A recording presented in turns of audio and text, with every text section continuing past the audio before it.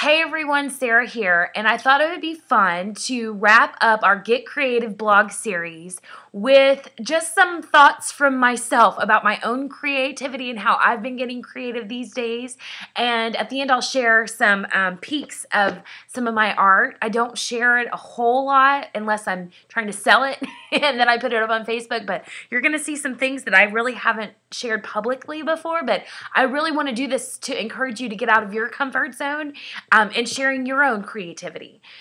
So I decided to start this Get Creative series just to explore why I get creative myself.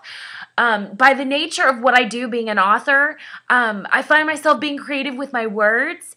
And about 2 years ago, I just stumbled across some blogs of some artists. There's amazing artists out there that blog, and Christians too. And they just started just getting me excited about art.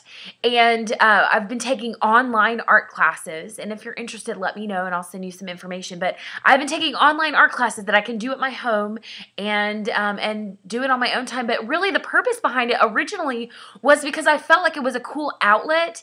I was in the thick of writing my manuscript, or I should have been writing my manuscript, my first book, Stress Point, and I would find myself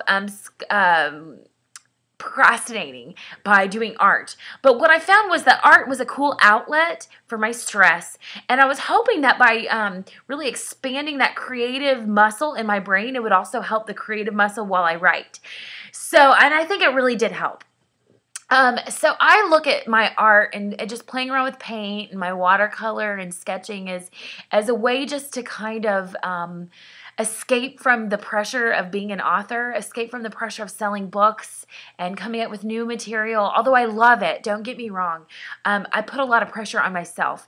And then, so this art world is a world that I can be involved in when I don't have to think about my book numbers, how many pages I've written that day. I can just kind of check out, if you will. But it's also a way for me to use a gift that God has given me, a creative gift that I've really seen that God's giving me. And I can use my art to encourage others. So that's really why I've been doing my art. And so I encourage you to think about what's your outlet of creativity. We've been doing that all month long. But what's your motivation for being creative? It could be a selfish motivation. Mine is very selfish. But what's that motivation? And cling to that motivation when you just don't feel like getting creative, when you feel like you're not good enough or it's not that great or the work stinks. Just go back to that motivation. And also look at it as a way to really use gifts that God's given you. So I thought I would share a few things, a few canvases that I've made. Let's see, what should I start first with? Okay, first, this is one that I just did. Let's turn it right. It says Bloom, and it's just kind of a funky, it's called Mixed Media, and it's just one of those funky pieces. I really like it. Actually, a friend of mine bought it, so I got to ship this off to her today, but there's little pieces of paper in the background that kind of peek through, and it's just a fun mixed media piece. That's one. And then also, I'm taking a class. It's called She Art, and it's by Christy Tomlinson, and I love it. I will post links. Actually, I told you if you want information, I'm going to go ahead and post links. I have a few artists that I just love so much. I told y'all about last week, Robin Marie. I love her classes. And then Christy Tomlinson does classes, and this is really crazy. I have not posted this publicly. This is a She Art girl, and she doesn't have a face. This one is not going to have a face. It kind of has the outline of the face. The cheeks are a little too high. I can go and pick apart all kinds of crazy things that I could do better. But this is actually on the back of a cereal thing. I just made it for fun. So that's one. I'll show y'all more of my She Art girls. This is actually what one of them would start out on, just a background. I'm going to do like a Downton Abbey type girl with the cool 1920s, 30s hat. And so this is kind of the background of what that would start out on. I probably won't cover it. Look, it's upside down. See, there's the love. But I love making these funky backgrounds. I've posted some of them on Facebook. Okay, so I showed you that. This is actually one that I did a while back, and I'm just now finishing them up because I decided I want to try to sell them. These are stars. I think I'm going to darken out that white.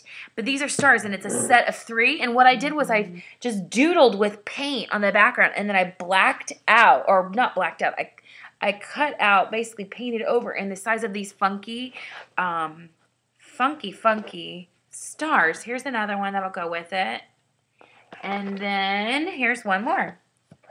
So I got to finish these up. See the funky stars? They're just really weird.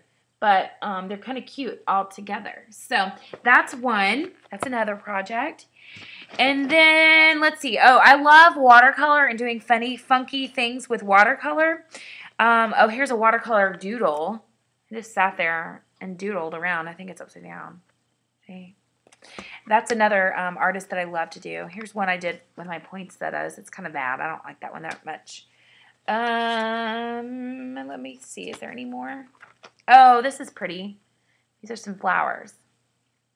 So I experiment with all kinds of different things. I experiment with watercolor and paint and collaging, and sometimes they don't turn out that great. Sometimes they turn out really great, and I love them.